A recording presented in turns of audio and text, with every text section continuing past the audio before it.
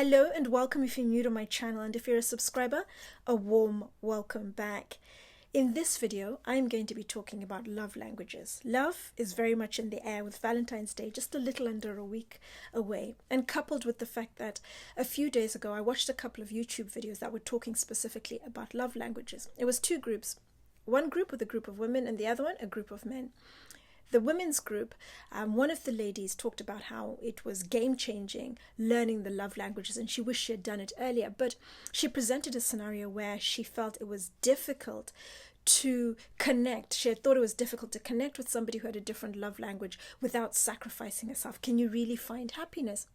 And there was also a couple of comments in the comments section about happiness that I wanted to address. And then the men's side, not all the men knew what the love languages were, but they talked more about communication, sense of humor, and being a provider being some of the love languages they valued. And also, there was a comment in the comment section about no matter what you do, you can just never make a woman happy. But I felt sufficiently motivated because I'm somebody who's had nothing but amazingly positive experiences from love languages and the benefits of learning about them, and then using them in relationships. So I just wanted to respond to those videos, get a dialogue going across Atlantic, and just have some fun.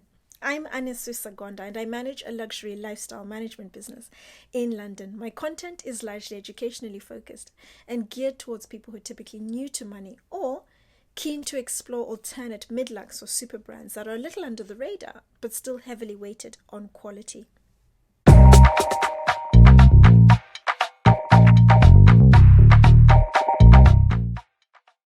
I'm going to include the two links to the videos I mentioned in the description box down below. But before I kick off, I'm going to start by just defining the love languages so we're all on the same page. There are 5 love languages, and these love languages are ways of showing and receiving love. The 5 love languages were coined by Gary Chapman, who is a marriage counselor, and it was after many years of research that he devised these love languages. Everybody has different love languages, and you don't have to get together with somebody with the same love language. But what's important is finding out what the other person, their love language is. And love languages don't have to be in a romantic context. It can be non-romantic. Love is the fundamental building block to any relationship. So it can be with friends, it can be family, it can be a romantic partner, it can be work colleagues. The 5 love languages. The first one is words of affirmation. So it's telling someone what you love, what you like, what you appreciate about them. It's sending them text messages, leaving them cards, or interacting with them on their social media and just saying, I really like about this. I appreciate that about you. You're so good at this. And just affirming them through words. The next one is acts of service. Acts of service is very much about actions speak louder than words. So it's doing things for someone. So for example, you're on your way home, you've forgotten to pick up the dry cleaning. Your partner or whoever it may be will pick up the dry cleaning for you. Doing things around the house to help you where they've noticed, oh, this is broken, and they pick up on it. That needs fixing, or you don't understand something and they sort it out for you. They physically do things to show you their love. The third love language is quality time, and quality time is spending uninterrupted time, so no distractions. It's one-on-one, just connecting, just talking, and really getting to understand each other, a situation, bonding at the end of the day, just decompressing about how your day has been. The fourth love language is physical touch, and physical touch from holding hands to cuddling on the sofa, interacting, you're walking past them, you touch them, or you give them a hug, or you make some sort of physical contact, and sex. That is also part of it. And then the final love language is gifts. So it's giving gifts apart from your major birthday or Christmas time, so those major times, but giving them a gift as a surprise. And it doesn't have to be something expensive, something elaborate. You know they like flowers, so you're not in trouble. You're not trying to get out of the doghouse, but just giving them flowers just to make their day. You know they're fanatical about horse riding, for example. You find something out and about quite randomly and you buy it for them, something linked to their horse riding. It's just doing nice things unprompted, and not because you're trying to apologize or appease them in any way. But as I mentioned, love languages can be very different for each other. It's just knowing the difference, that this is yours and this is my partner or my work colleague's love language. And I remember, as I mentioned in the video, where I first addressed love languages. I'm going to attach the video above. It was part of my Over 40 series, which this video is also part of. And I remember when I was much younger, early 20s, relationships just being fraught with a lot of angst because you are constantly doing things for people that you think they would like to receive, or you think it's the right thing to do based on what you want, what you like. What you will find with 99% of people who are aware of love languages or who do things for people, they do the things that they would like someone else to do for them. So whether it's always giving them cards and affirming them, or always making physical contact, the minute you leave the house, you're out and about for a walk, they hold your hand. People give the love language that they want, that they like, that they are receptive to. And looking specifically at the videos, what really got me to respond was the fact that looking first at the ladies' video, there was a lady who initially spoke about if only she had known about the love languages from the get-go, it would have been very different. But she then went on to talk about connecting. Can you really connect with someone who has a different love language without it being a deal breaker or feeling you're really sacrificing yourself? And the lady she said this issue to came back and said, well, as long as you are always making it your point to make the other person happy, and they are making it their point to always make you happy from the minute they wake up until the minute they sleep, you are always making the other person happy, they are always making you happy, then you will be happy. But I agree with you I agree with that expression to some extent. But there's no point in doing the things that you feel you need to do. What's so important is that communication, as I mentioned in that initial video where I spoke about it, that you need to find out, how do you speak to this person in a way that really connects with them?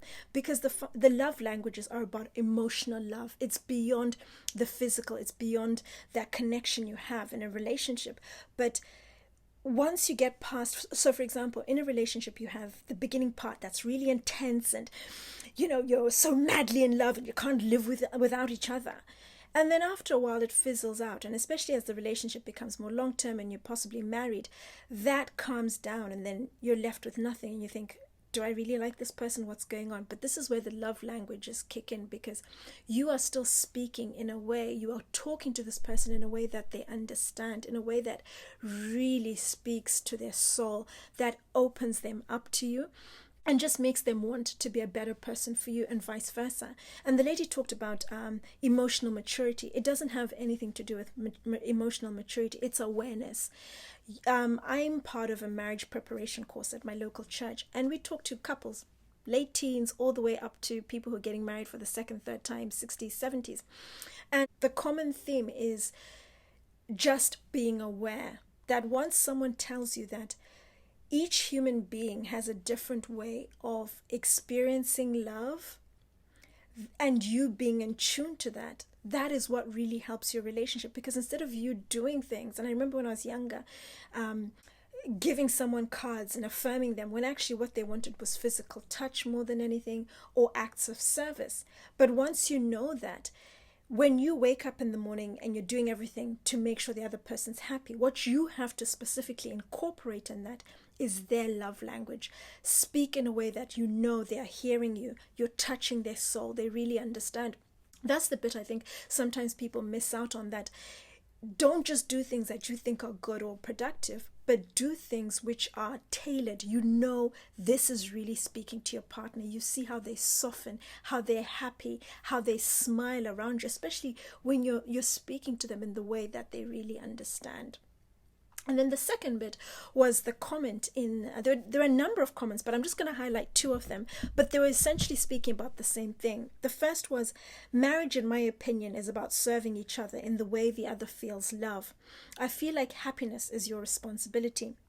And then another lady pretty much said the same. It's nobody's responsibility to make anyone happy. It comes from within. Those comments, they're out of context in the sense that the same video I referenced initially, when I turned 40, I was very deliberate about just spending time on my own and getting to know who I am before then dating.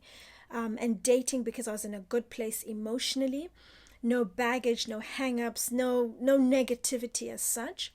But what needs to happen is you need to be happy within yourself before you get into the relationship.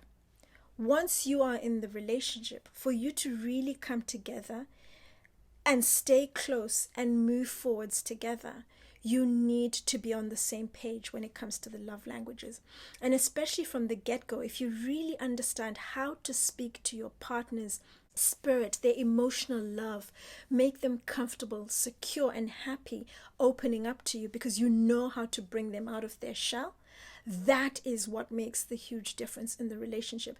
It elevates the happiness. So you coming in at a 9 and learning each other's love languages, communicating from the get-go and knowing what that's about, just bumps it up to 10, to 100, literally.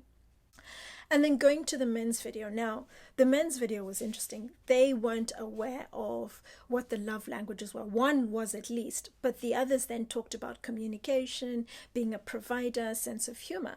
Those are all crucial things in a relationship anyway. Communication you need first and foremost before you even get to the relationship. You need to be able to talk to each other, ascertain, do you like each other? Is there potential to take this further? And then when you have the relationship, to communicate your needs. And the first need you need to communicate is the love language, just knowing how to speak to your partner in the way that they understand. And then sense of humor is the icing on the cake. Being a provider in a committed relationship, yes, those are some of the things that come with it, depending entirely on the relationship. But the other thing I really wanted to touch on was the comment about you can never please a woman. But this goes back to what I was saying in the first bit, that people go into a relationship doing what they think is right. They typically do what works for them.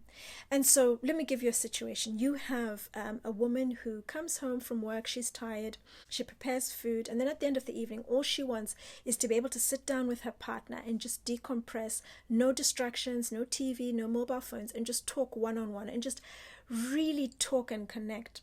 Whereas her partner feels, well, I'm in the same room, we're sitting next to each other. Yes, I'm watching TV, one eye on the TV, one eye on my text messages. Or he's done all these things. I took out the rubbish, I picked up the dry cleaning, I bought the milk, I did this, she asked me to do that, I did everything. What more does this woman want? But you are not speaking to this woman in the way that she really appreciates. Being aware that all the other things that you've done, yes, they're part and parcel of a relationship. But speaking specifically to someone in the way that they understand is what needs to be done. The other good stuff you can do, but you need to make the conscious effort to do what works specifically for them. So it's not enough for men to say to women, women talk too much, you can never please her.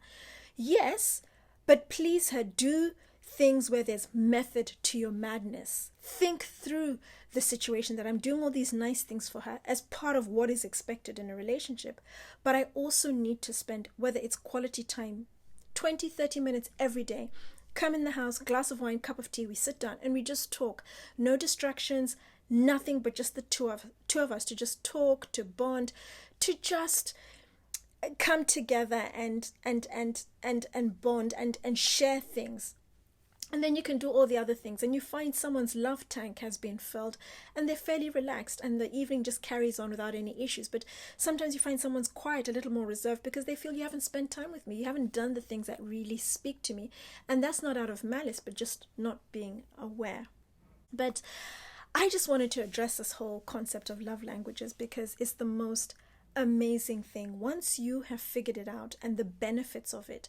And particularly if you started at the beginning of a relationship, I challenge you, if you are in a relationship a long term and you don't know about it, do it. I'm also going to include in the link in the description box the link to the test that you need to do to be able to find out what is your love language.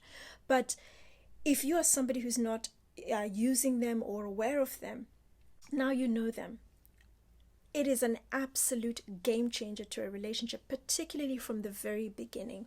If it's a new relationship, sit down. Do I want to be with this person? Is there mileage? And then you sort out the love language. Because from the very beginning, knowing each other's love language, how to communicate, it is going to pave the way for one of the most beautiful, the most fruitful relationships, experiences. It might not lead to what you ultimately want, whether it's marriage or something long term, but that relationship will start on a very different footing, especially if you know each other's love languages. If you're married, as I mentioned, get to know of them if you're not aware, and start practicing. You will notice the difference in your relationship. But this was just a bit of fun. I just wanted to give my 2 cents worth.